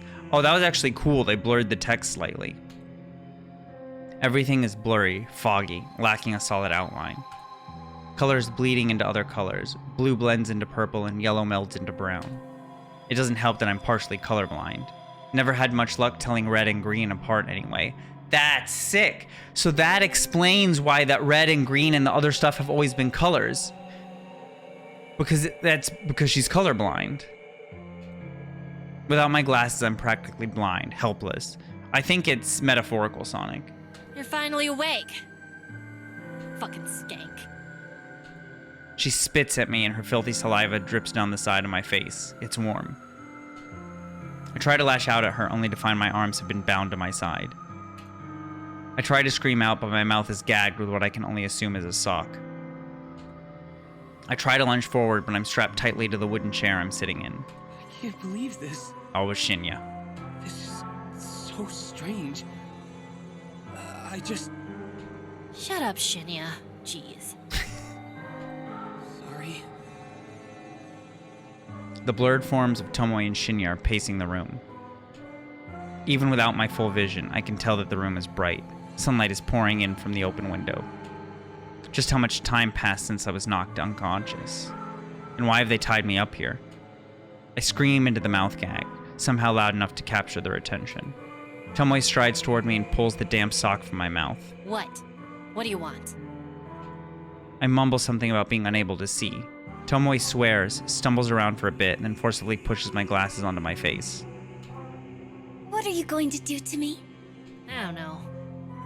That's up to this genius. Her arm gestures towards Shinya, a pointed finger loaded with accusation. Me?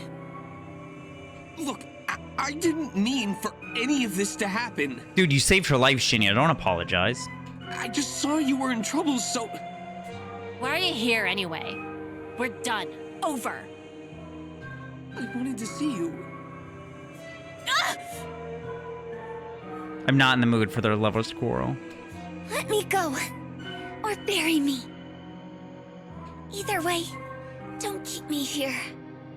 You nearly killed me, bitch! It's taken all my strength not to murder you right here! Go ahead. Try it. You're not immortal. You can't kill the dead. You're a freak. Agreed. Let me call my father. I'm sure he can take her in for questioning. Oh, the Russian. He can find out her motives for attacking you. I already know why she attacked me.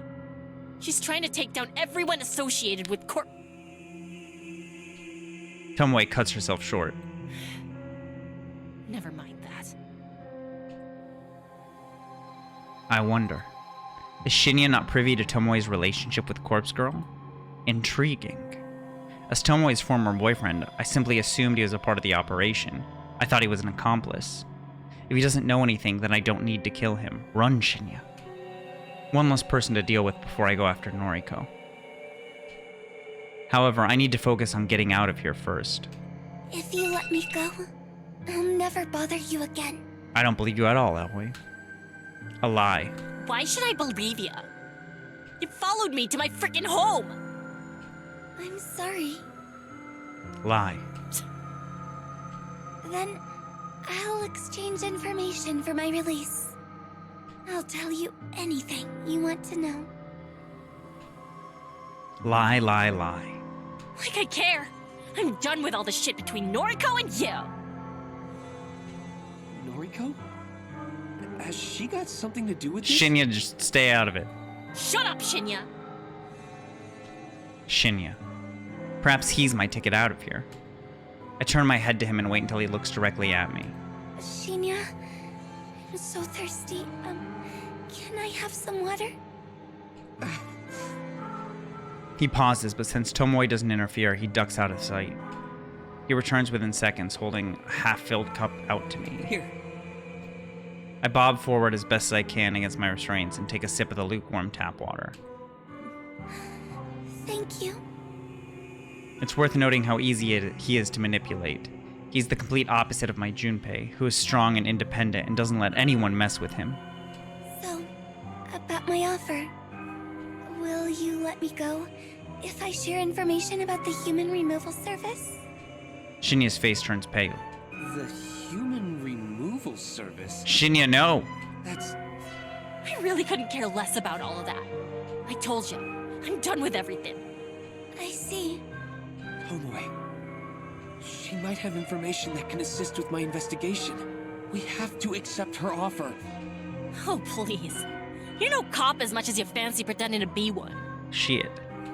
I already told you that Father accepted me as part of the investigation team.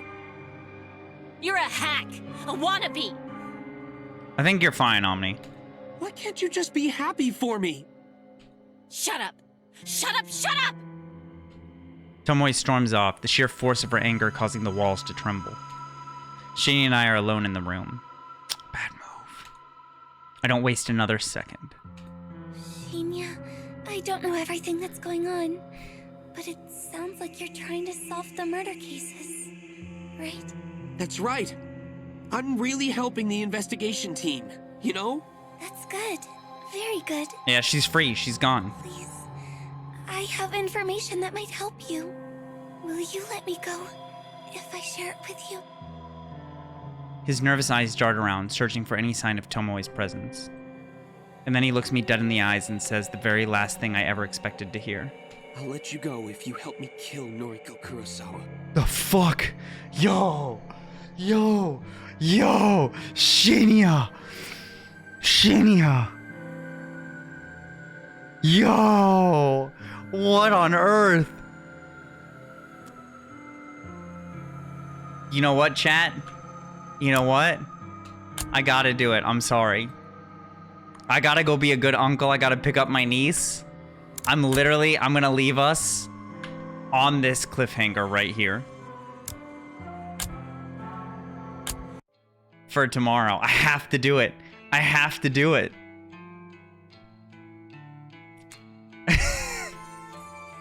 I have to pick her up. So there's two options, chat. There's two options. It's gonna take me roughly, let's see, 20 minutes to pick her up and get back home. So, if I see enough ones in the chat, I can pick it back up when I bring her back home in 20 minutes. Or, I'll just do it tomorrow.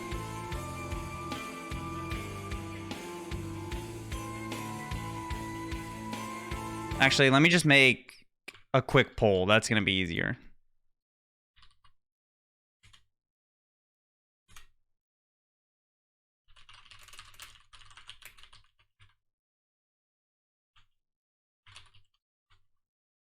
All right. Duration, it's a 1-minute poll. So if I get enough yeses, I'll continue in 20 minutes when I get home.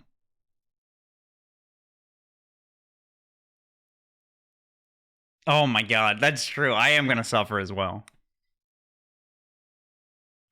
Dude, it's not my fault. It's not my fault, Omni. I just knew if I kept going that it wouldn't end. It was gonna keep going. Damn, the no's winning. Blaming my niece. We did save Shinya. All right. Okay, so it's going to have to be tomorrow then. I'm going to start promptly at 2 tomorrow. So that I have a lot of time before the plus R tomorrow. So I'm going to start at 2 tomorrow. We're going to pick up literally from that line. That line right where Shinya requests to kill Noriko.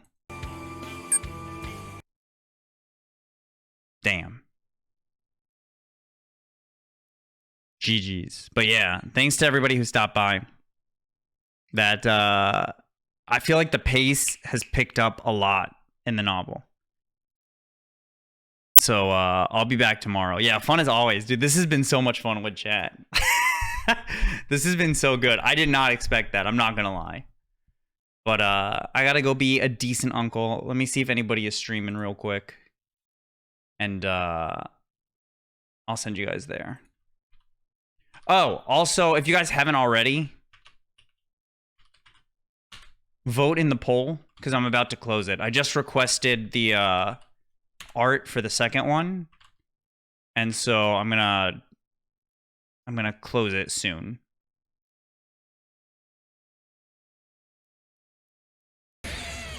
He's so big. Okay, I know where I'm sending you guys.